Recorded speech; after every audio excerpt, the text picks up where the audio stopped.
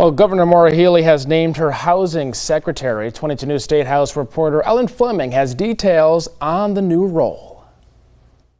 Former Worcester City Manager Ed Augustus was named to Healey's cabinet as the first housing secretary in more than 30 years.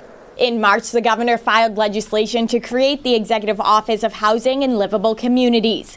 That legislation takes the Department of Housing and Community Development out of the Executive Office of Housing and Economic Development and creates its own secretariat. This is how the state was once organized until Governor Bill Weld folded the two offices into one in the 1990s.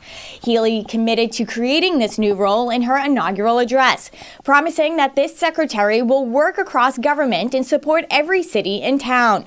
Augustus will not only be responsible for creating solutions to build more homes at lower costs, but also for working with public housing authorities, cities and towns, and other stakeholders to develop a comprehensive housing development and stabilization strategy. Augustus said in a statement that read in part, "Massachusetts' housing crisis impacts every single community in our state, but we know what the solution is: build more housing.